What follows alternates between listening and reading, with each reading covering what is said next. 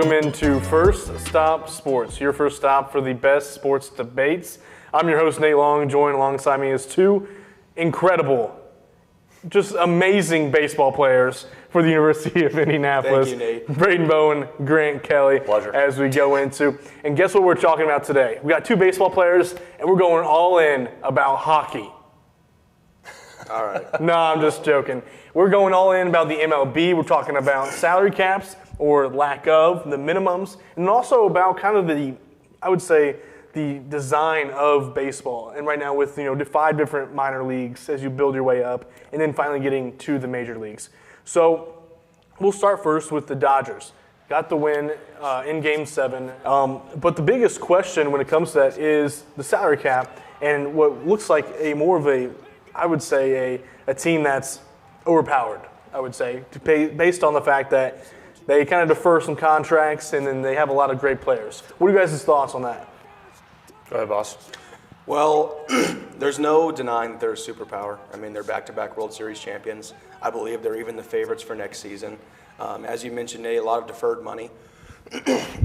Shohei, we were just talking before, had $680 million of his $700 is deferred. I don't know how much longer the major leagues will allow that to happen because everybody's going to start doing it. I'm a Midwestern sports fan, and I know you're from Southern California, so we might have a little bit different views, but it's just kind of hard for these smaller market teams, these Midwestern teams to hang up with the New Yorks and the LA teams. It's going to get real hard if they don't eventually put a salary cap in baseball. There's a salary floor, but I think that a salary cap is going to become mandatory if the Dodgers just keep signing everybody under the sun and winning so much. That's just my 2 cents. Yeah, and to your point, boss, surprisingly, I agree that it's going to have to change. Although I am from Southern California and everything like that, I think that all these other teams just can't keep up with these big market teams such as the Yankees and the Dodgers. And you know what? I know it's been said multiple times across all social media platforms, but I really do. I think the Dodgers are paying to win. I mean, look at how many superstars they have on their team. It's ridiculous, and it's really, I don't want to say unfair, but it's really hard to keep up and compete when everyone on that lineup and roster 1 through 9 is a superstar, all-star. I'm also just kind of thinking about a couple of the teams going through management changes or location changes.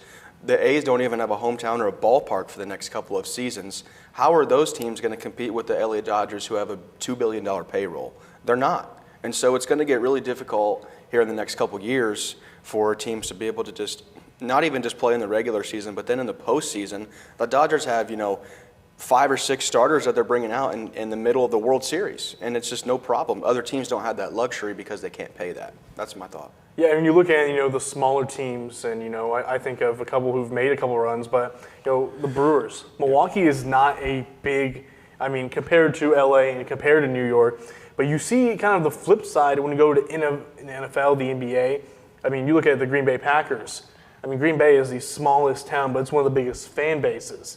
So I think is that kind of where we want to head to where it is like any given year, anybody can do something in baseball? Or do you guys like the fact that, some of the teams are, historic and they win every year? Well, I think it is any given year. Look at what the Brewers did this year. Had the best record in baseball, right? And, they don't have, 0 superstars, but they don't have the caliber of superstars that the Dodgers have. They don't have Shohei. Yeah, they don't have Shohei or Aaron Judge right. or whoever, right? So I think it is kind of any given year, but it does help a lot when, you take a look at what the Dodgers were able to do out of their bullpen in these last couple of games against the Blue Jays. It's just hard to compete, and I know you can agree, Brayton. Yeah, I'm just thinking specifically what you just said about bringing pitchers out of the bullpen. In Game 7, the Dodgers pulled out their Game 6 starter out of the bullpen that they're paying deferred millions of dollars to in Yoshinobu Yamamoto. He pitched 95 pitches just 2 days before. He comes out of the bullpen in Game 7 and wins the game. Yeah. Not many teams can really have that luxury of it's incredible that he was able to pitch just 2 days later. But they were pulling out their Game 2, Game 3, Game 4 starters in the Game 7 of the World Series, and it just kind of looked like everybody else wasn't able to do that. You got Tyler Glasnow coming out in the 4th inning. And he's a Cy Young candidate. What are you supposed to do with that? Yeah. You can't really prepare for that. Yeah. It's tough. Yeah, and also your point about the historic teams, I'm kind of thinking more towards the NBA last season. The Pacers and the Thunder, two medium market teams, made the finals, and they had some of the highest viewed games that we've seen in a while. Of course, there have been times where it was, Cavs, Warriors, or these somewhat bigger market Lakers, teams. Lakers, Celtics, those type. I think that's good for the sport. When those teams are good. I'm thinking in the MLB, I'm thinking of when the Red Sox are good, when the Giants and the Cardinals and the Yankees and the Dodgers, they're good. That's good for baseball. But when it starts to become more of like a monopoly in baseball, and they pretty much just dominate year in and year out, and they're always playing for their league championship or the World Series, then it's going to start to raise a lot of questions. And I think that's a question that we've raised is because of the fact that these teams are always good. 3 of the last 6 years, the Dodgers have been crowned the champion, the World Series champion. And you look at some of the other teams that have won the last couple of years, the Braves, the Rangers, and the Astros. But some of these teams, they just don't seem like they're competing very well, and it looks like they're tanking. I would say you look at the Chicago White Sox. They auction off everybody, and they were being bad on purpose. Yeah. What are your thoughts on that, and how does that compare with the salary cap, and how does that affect it? I don't know if it has a drastic effect on it, but I definitely think the White Sox, teams like the White Sox, just threw in the towel. They kind of gave up, and they're playing for picks and whatnot, but. You got to think, man, with no talent on that team, there's got to be some type of money left over for them to bring somebody in to revive some of those organizations. And it's not just the White Sox. It's a couple other teams as well. So that's what I think about it. I just think that they need to figure out how to bring some better talent in and maybe make the league just more of an even playing field, more even. So. And kind of going off that point, we're seeing teams are valuing how they build their teams differently. The Dodgers don't draft their own guys. They signed Shohei from free agency. They signed Freddie Freeman from free agency. And we have other teams like we're talking about the White Sox. They don't have anybody or any money or any reputation to sign anybody. They have to go draft their own guys or trade their guys for some prospects and develop them. And giving them some credit, they won 10 or 15 more games this year compared to last year. So maybe they're heading in the right direction, but still teams they value how they build their teams differently because they're in different spots. Kind of going back to our money point, the Dodgers have all the money in the world to go throw it at X free agent and he's going to sign because they're the World Series champs. The White Sox don't have that luxury. Or even, I would even say some teams like the Cubs don't have that much of a luxury. They were in on some big name free agents and they got one. They got Kyle Tucker. He was a pretty big free agent for Chicago. But these other teams, they don't have that luxury or the reputation or the money. And that's where the problem's starting to arise. You got to have the big time players to win the big time games. And that's unfortunately what it comes down to. And if you don't do that, then you're going to lose. And you're going to be a losing franchise. Yeah. And you see that it's becoming that thing in MLB with the teams on top are going to be the ones who are going to be most competitive for the best players. We don't exactly see that all the time in basketball and in football. We see it more spread out with talent and such. What do you think, Grant, when you look at the NFL and be able to go around and every team has good talent? But baseball, it seems to be some of these players are just lacking compared to the talent of other squads. Yeah, I mean, it is a little different, but football, I think it's a little bit more even just because there's more guys out on the field, more guys that can affect the game on both sides. I know there's both sides on baseball as well, but I just think that with baseball, you really just have to get it even a lot more because otherwise you're just going to continuously see these teams in there over and over again. I mean, it's like the Dodgers and the Chiefs. They're in there every single year, and every other sports fan is just, I'm sure, getting kind of sick and tired of seeing these two teams in it at the end every single year. And I'm kind of thinking right now, like you mentioned the NFL and the NBA, those teams, it's team versus team, but at the end of the day with baseball, it's the hitter versus the pitcher. So at the end of the day, it's ultimate talent versus ultimate talent. So at some point, as you mentioned, there's a bit of a talent gap between some teams. When will we see those talent gaps kind of even out, per se? That's what I think we're kind of trying to say. Yeah, and I don't even know an answer or a route to get there is. I really don't, because you have to have money. You have to have money. No one's going to come and play for free. Maybe raise the salary floor and put a cap. That's what the NFL's done.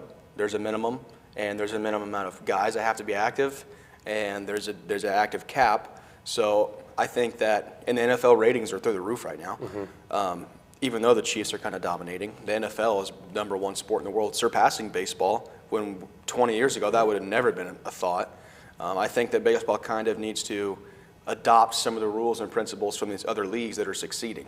That's my thought, yeah. And taking a step further, when we talk about the NBA, or excuse me, MLB draft, 20 rounds, and we talked about a little bit off camera, but the 5 different leagues. I mean, you have, single A, triple A, double A, all those things building up for the MLB, and you don't see that anywhere else. I mean, in the NBA, you have a G League, but that's it. Or you go play overseas. NFL, there's a Canadian Football League, and there's XFL, but you don't have a lot of those training leagues.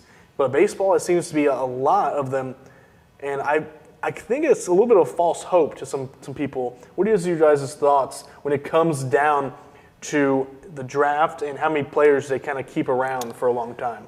I do think I agree that it's kind of a false hope. Some guys can get stuck in AAA for 8 years and their career's over. They never make that major league salary. They have to live off of kind of like a not so great lifestyle with finances, and but it's difficult. But I will point, you said there's 20 rounds in the major league draft. There used to be 40 and 50.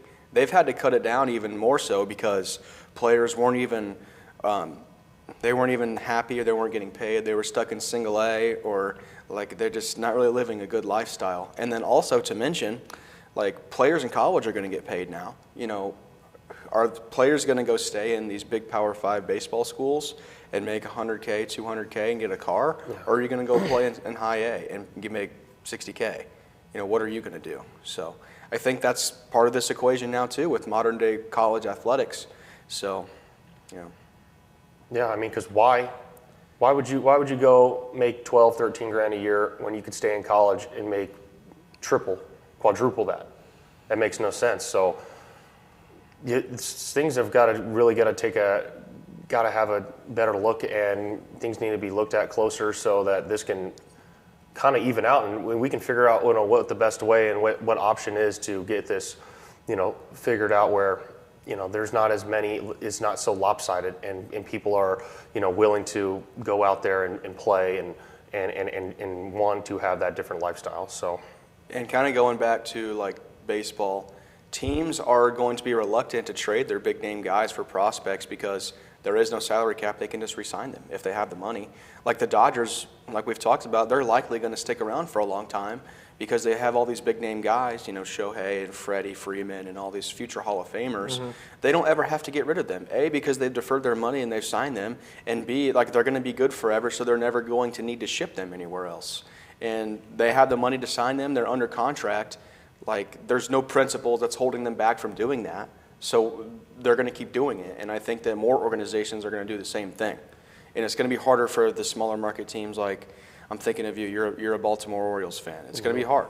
Like the Miami Marlins, the Colorado Rockies. They don't have that money. How are they going to go do that? They've been historically bad. I think, have the Orioles ever even won a championship?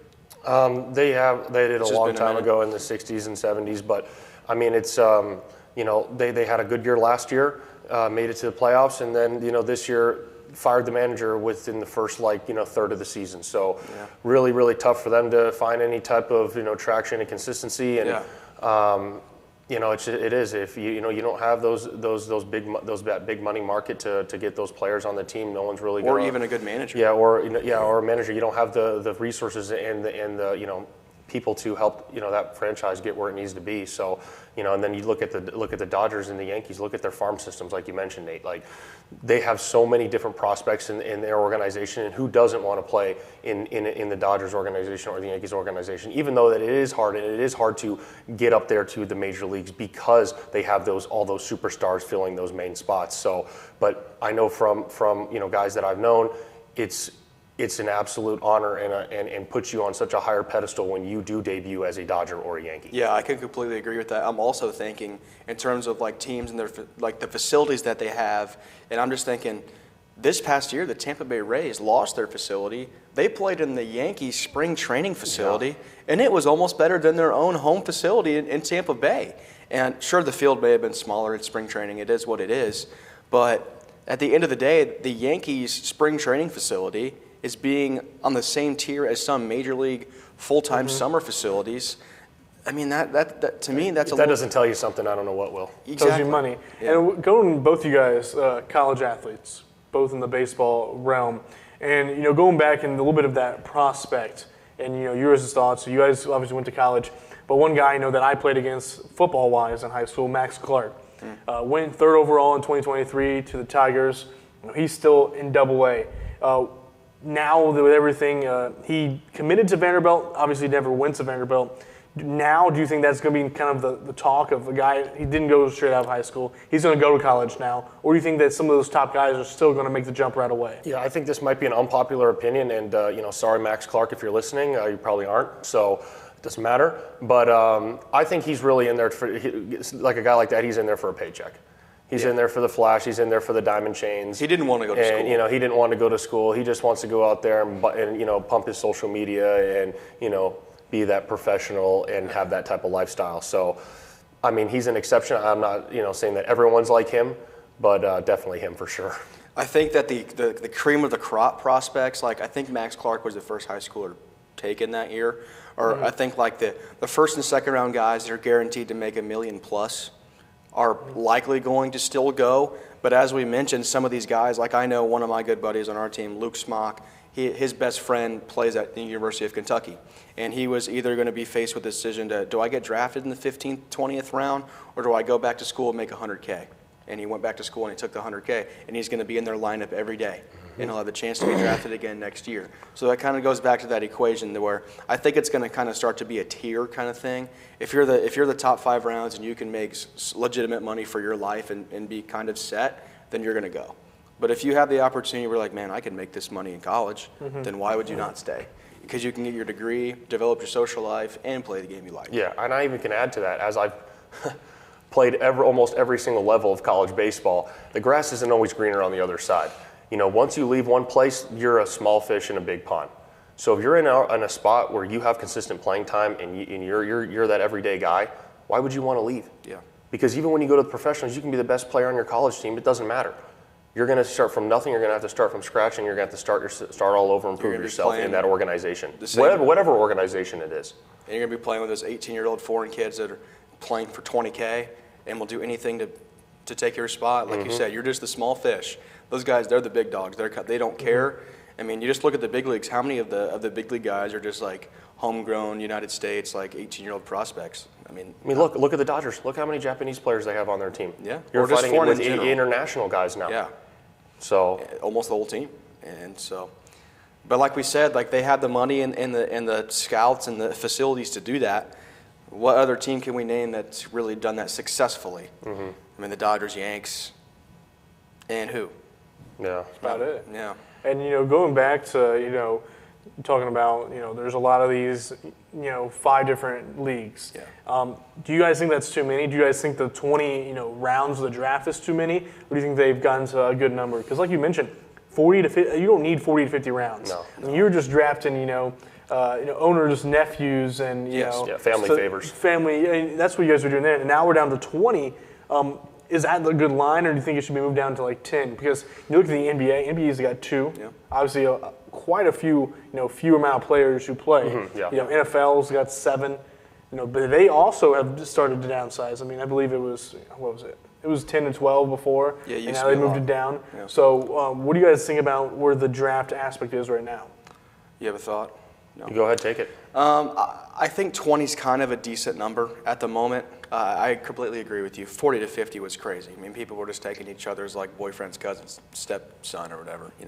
I think that 20 is in a good spot, and I do think that at some point there may even be more minor league levels because it's just either way. It's the top prospects get pipelined to the bigs quick. That's just what happens. Like Max Clark's 19, he's 2 levels away.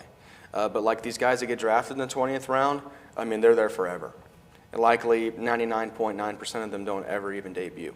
So I think that at some point, if they're just going to keep like holding these guys in, that they might even have to add more levels. And I don't know if I agree with it, but it just kind of is what it is. But at the same time, baseball is a game where they don't like changing rules.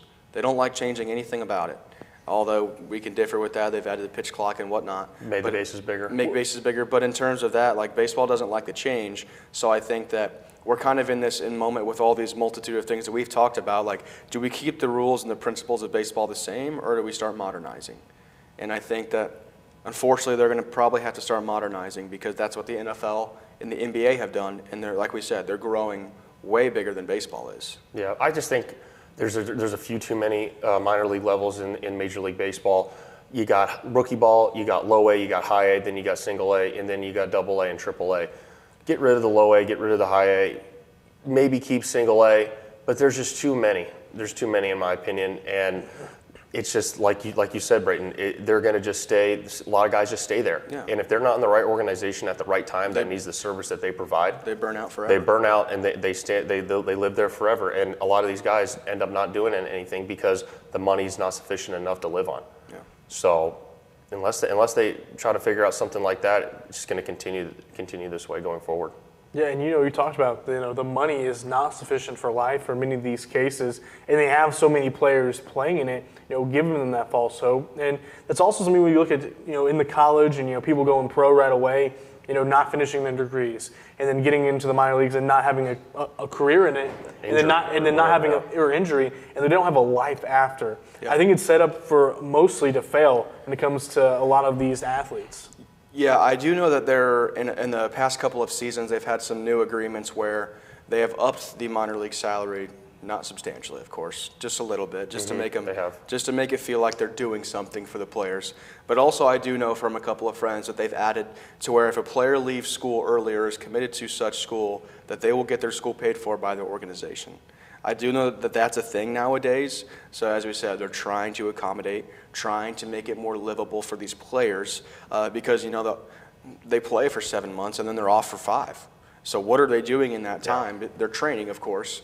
But what can they do that's kind of like we said, benefiting their life? Because baseball ends. I mean, as we know quickly, we're about to be finished here after this year, unfortunately. So I mean, baseball ends. So how well can you set up yourself for life after baseball, because you have 80% of your life, hopefully, after baseball. Yeah. Yeah, no doubt. I mean, baseball is a short timetable on your life, honestly. And, you got to have a plan. You got to have an idea of what you're going to do going forward because like Brayton just said, it ends quickly. Yeah. And especially, too, for these guys who are in the minor leagues, they look at themselves, not only themselves, but they got families, they got their wives, things like that. And then it comes to a point where they're like, how long can I maintain this? How long is this going to be able to be livable for me? Yeah. And unfortunately, I think that really hurts the game. Yeah, and I mentioned my friends a few times. One of my good buddies from my hometown wasn't even playing in the minor leagues. He was playing independent league baseball this summer. So he was getting paid just a few $100 every few weeks. And I would call him every once in a while, and he's like, dude, it's tough. I'm sleeping on an air mattress in somebody's living room. That's the type of lifestyle some of these guys have to live. And now in the upper levels of minor leagues, they likely have their own place. Or if they're older, they've saved up a decent amount of money, and they likely have an apartment. But it's a grind for sure. And like we've said, at some point, it's sort of the equation, like what's best for life, or if these guys can go to college, or if these guys can either move on and start something different. Like, they're going to do it because the lifestyle is kind of brutal. Yeah, to each his own, though. I mean, guys are going to do what they're going to do, and all the power to them. I never judge a guy that goes and plays pioneer ball or independent ball. Right. If you want to go and continue to play baseball and give it a chance, then who is anyone to tell you not to do that? Yeah, it's a very valid point. And I think the biggest question that I have when it comes to in baseball is the money.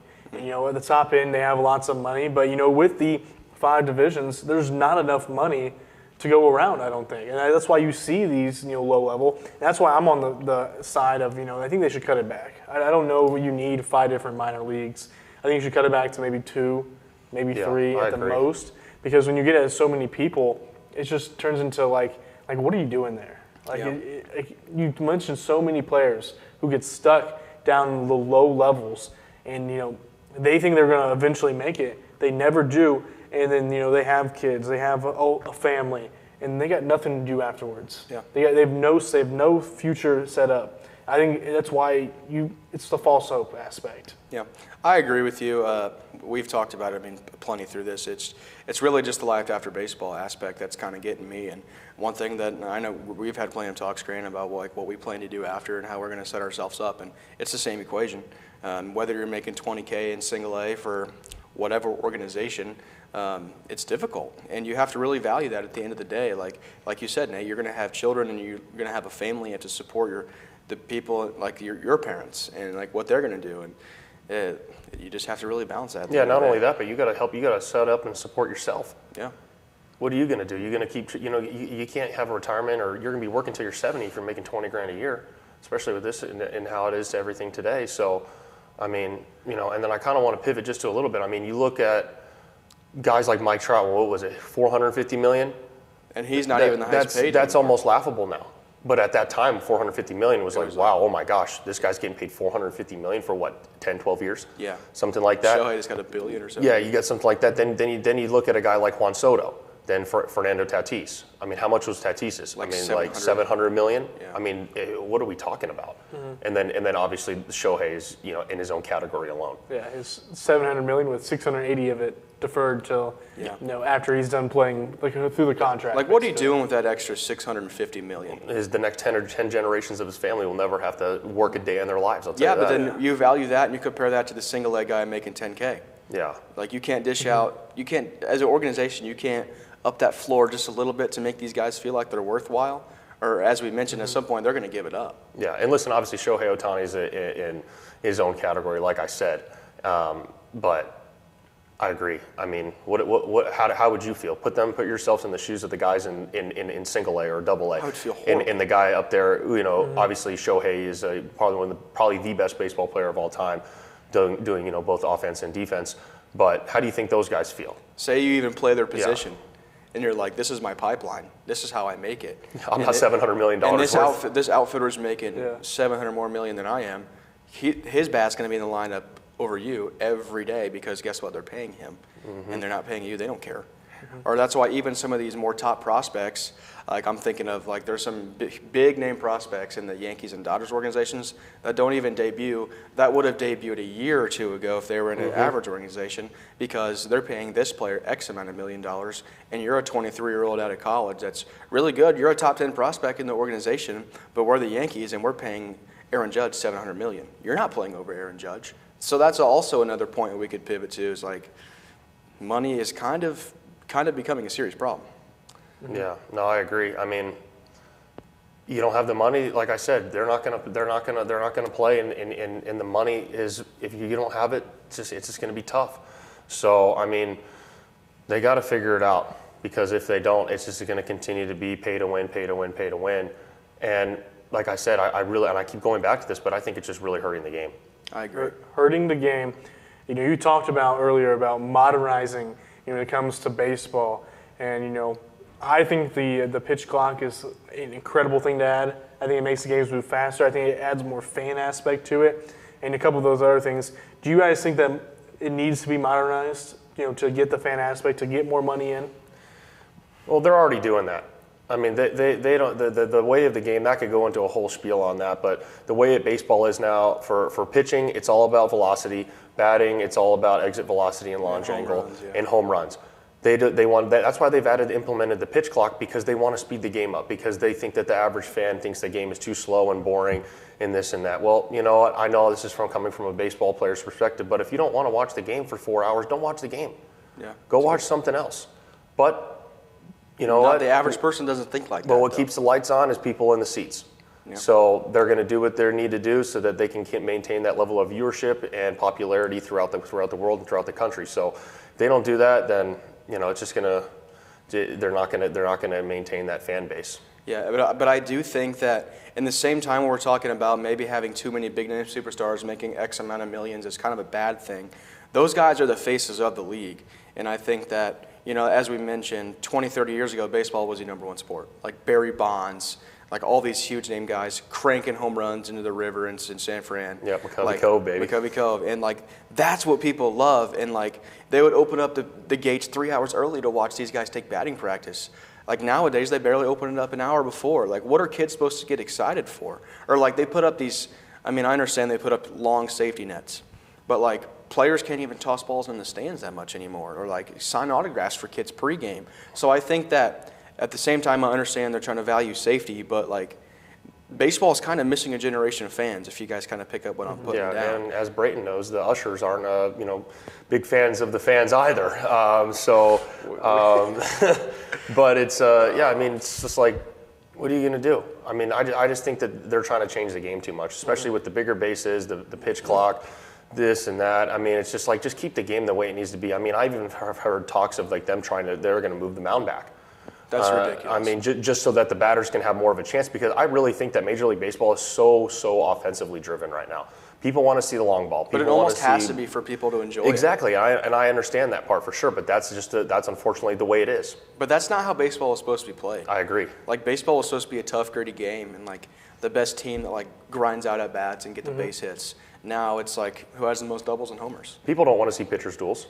No, I mean, maybe, you got Shohei on the bump or Yamamoto or, something like that. I mean, I thought, Shohei Scherzer was it's awesome. Prime time. I mean, how can you beat that? But they don't want to see that. They want to see a heavyweight, fight and, blow by blow, and they don't want to see, They don't want defense. to see a 2-1 game. That's, yeah. I mean, I'm thinking of just like the most viewed games of the World Series I saw just a couple of days ago. Like, all the high-scoring games were obviously the most viewed. They got the best ratings. As you just alluded to, nobody cares about a 1-0 game in the 8th. Nobody cares. Maybe in the World Series they'd care.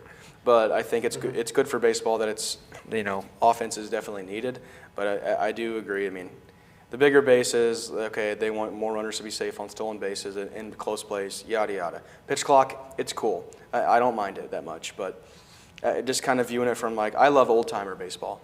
And I kind of wish it would kind of go back to that just a little bit, but it likely won't. That's just the way it is nowadays.